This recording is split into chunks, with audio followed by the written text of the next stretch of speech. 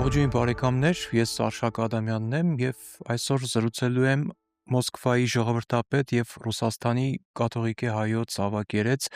Հայր Պետրոս ծայրագույն վարդապետ Եսայանի հետ։ Աստված օգնական, Հայր Պետրոս, շնորհակալ եմ մեր հրավերը ընդունելու եւ այս սուղ ժամանակահատվածում մեզ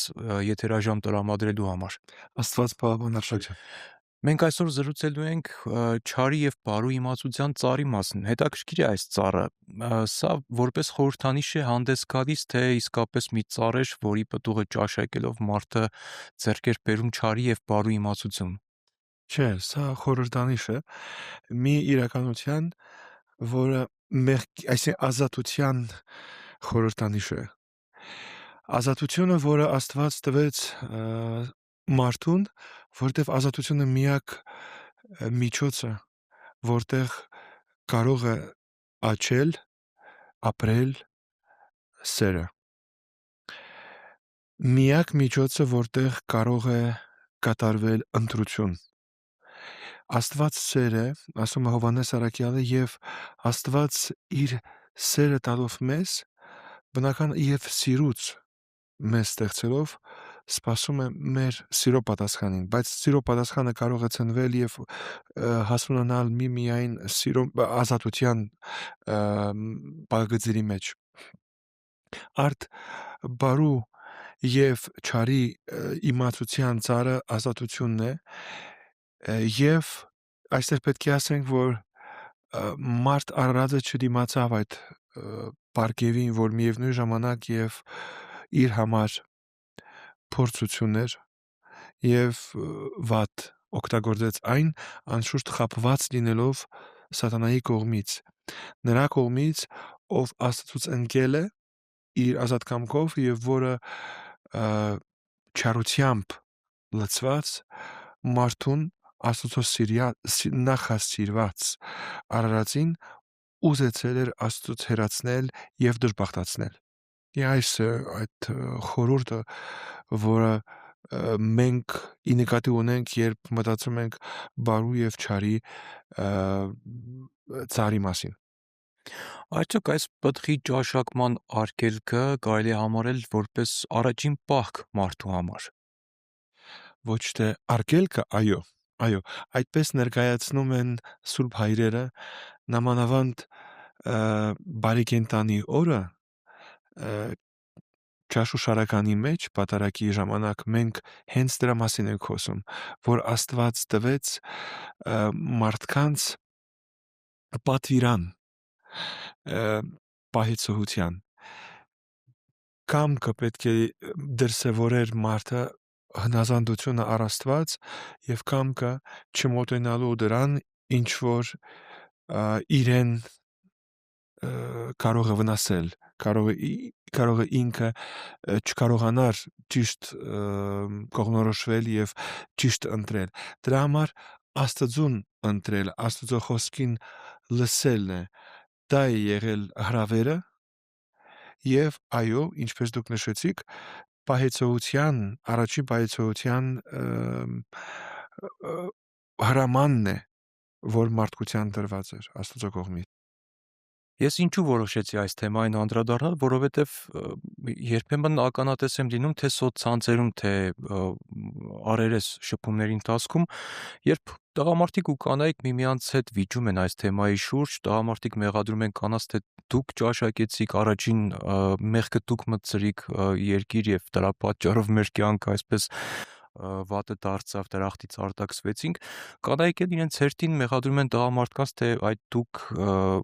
չընդունեցիք սեփական մեղք, այլ բարդեցիք կնոջ վրա, Աստծու վրա, թե քո տված կինը տվեց ես կերա։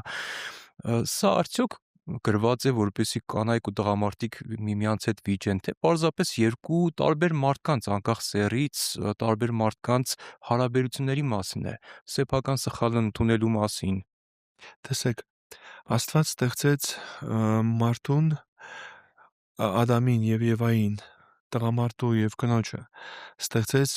որպես միություն եւ որը լիակատար, լիարժեք մարդու բնության երկու ներկայացուցիչ հավասարի Յուրաքանչյուրը ունի իր պարտականությունները եւ իր կոչումը, բայց երկուսն էլ մարդ են, եւ երբ որ երկուսը իմի են գալիս, մարդկային բնությունը կատարյալ է լինում։ Այստեղ մեղքը երկուսին է պատկանում, որտեվ երկուսն էլ ընտրեցին մեղանչել։ Այստեղ չենք կարող մենք մեղադրել կնոջը, թեպետ կինը ճիշտ է առաջինն է եղել, բայց Ադամը այն ժամանակ ուր է եղել, որ պետք է պաշտպան լիներ, եւ Ադամը պետք է որպես ավելի հզոր եւ անդրանիկը, որ ստեղծված էր Աստծո կողմից, նա պետք է պաշտպաներ իր կնոջը այդ սխալ արարքից, իսկ նախ եւ առաջ փորձությունից, սատանայի հետ խոսելուց ինքը պետք է պաշտպաներ եւ չպաշտպանեց։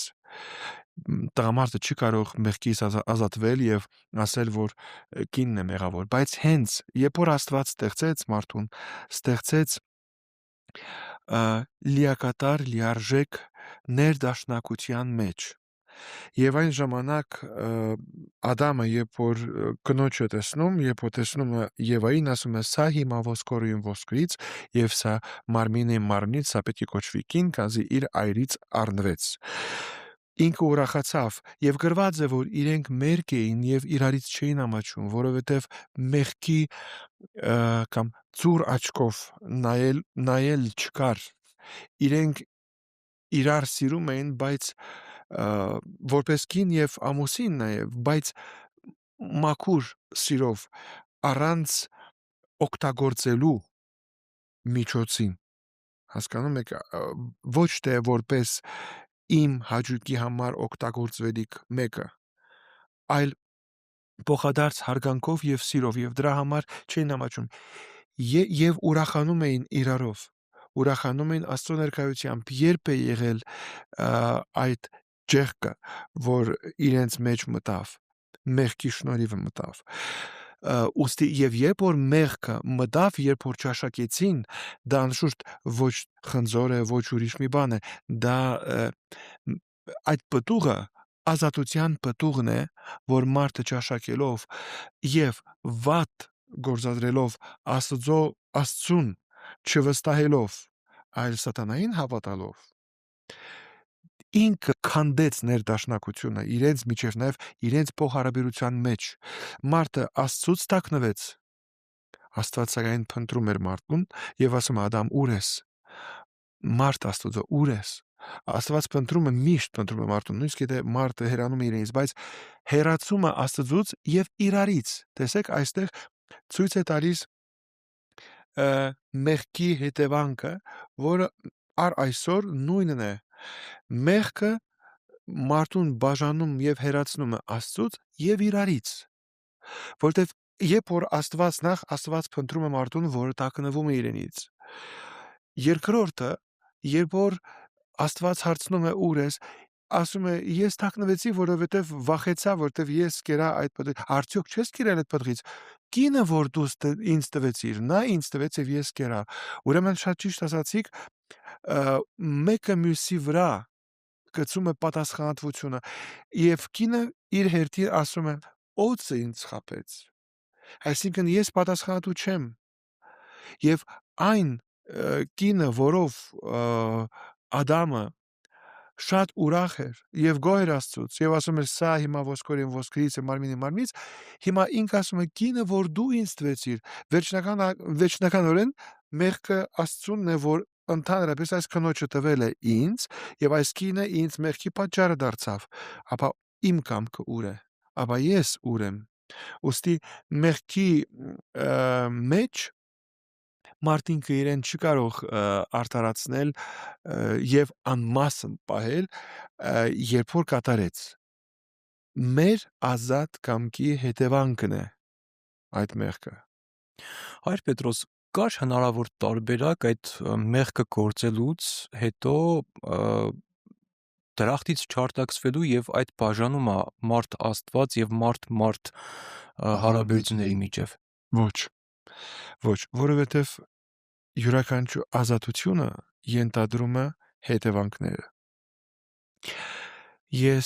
Տեսեք, շատ գեղեցիկ է, գիտեք, ուղաբարների խաչի վրա կա այդ թեք փայտը, որը ցույց է տալիս դրախտ եւ դժոխքի դեպի ճանապարհ։ Եվ նաեւ ցույց է տալիս, որ Քրիստոսի խաչի դիմաց մենք չենք կարող ծրնպահ կամ անտարբեր լինել, կամ պիտի Քրիստոսին ընդունենք, ինչպես որ երկու ավազակները, որոնք որ իսկապես տիպարներն են այդ մարդկանց երկու խմբերի, որոնք որ ընդունում են Քրիստոսին եւ հետեւում են եւ փրկվում են, գնում են դեպի փրկություն, եւ նրանց, ովքեր մերժելով իրենց դատապարտում են, որովհետեւ սիրո մեջ օրինակի համար, եթե մեկը ինձ սիրում է անկեղծ եւ այդ սերը ինձ ուզում է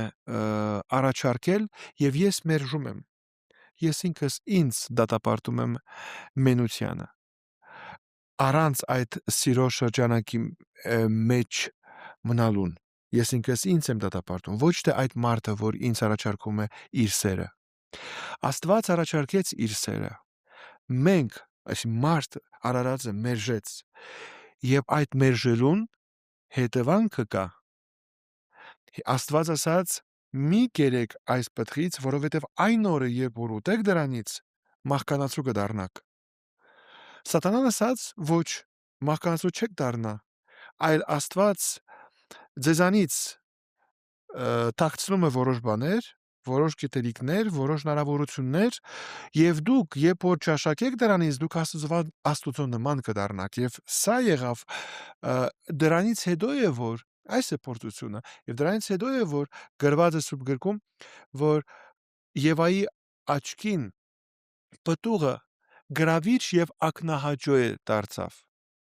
Մինչ այդ ոչ ոքի մտքով արկամ չէր անցնում, բայց հիմա արդեն հետաքրքիր դարձավ, որովհետև գիտություն պիտի տար եւ ինձ Աստծո պես պիտի դարձներ։ Ինչով, ինչի միջոցով պիտի դարձներ ինձ Աստծո պես, որ ես ինքս պիտի որոշեմ որն է ճիշտ է, որն է սխալը, առանց Աստծո միջամտության, առանց վստահության Աստծո խոսքին։ Եվ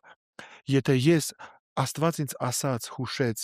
խնդրեց, որպեսզի դա չանեմ, երբ որ ես անում եմ մեղքը իմ ընտրությամբ, այդ մեղքը ունի իր հետևանքը։ Իսկ Աստված, սիրելով եւ հարգելով ինձ, տալիս է նաեւ այդ հետևանքի ճաշակումը, որովհետեւ եթե ամեն մի արարքից հետևանքը պիտի ջնջվեր, մարդ արարածը երբեք չէր կարող սովորել ճիշտը ընտրել եւ դա ազատություն չէր կարող նկատվել, որովհետեւ ազատությունը ունի նաեւ իր հետևանքը։ Ոստի հնարավոր չէր, որ մարդը ինքը իրեն դատապարտեց, հնարավոր չէր, որ ինքը վրընդված ճակերտավոր կերպով, այսինքն նշանակում է, որ այս միությունից, այս սիրուց, այս հարաբերությունից եւ ներդաշնակությունից ես ինքս ինձ դուրս եմ շպրտել։ Իսկ Աստծուն ավելի շատ բարգացրեց այդ մեղանջելը իր խոսքին անհնազանդ լինելը, թե սեփական մեղքը մինչև վերջ ընդունել չկամենալը։ Ես Աստված չեմ, որ այդ հարցին պատասխանեմ Աստծո կողմից, այդ իրավունքը ինձ չեմ վերապահում, բայց մտածելով այդ մասին, այստեղ երկուսն էլ կան, որովհետև եթե մեղանչեց, հետևանքը պետք է ընդուներ։ Եվ դա, տեսեք, դուք հայր եք, եթե ձեր զավակը դուք բարիքը ցանկանալով ձեր զավակի համար իրենց զգուշացնում եք, խնդրում եք, աղաչում եք, որպեսզի ինքը ինչ որ սխալ բան չանի, որ վնասի իր առողջությանը կամ իր կյանքին։ Եվ ինքը դա անում է։ Ձեզ ցավ չի պատճառում։ Իհարկե։ Աստված սիրելով մարդուն չէր կարող ցավ չզգալ, որ մարդը ընկավ դրա մեջ։ Այդ ներդաշնակությունը, որ իրեն շնորվեց, որպես պարգև փչացրեց, քանդեց։ Հիմա չընդունելը սխալը առավել եւս դա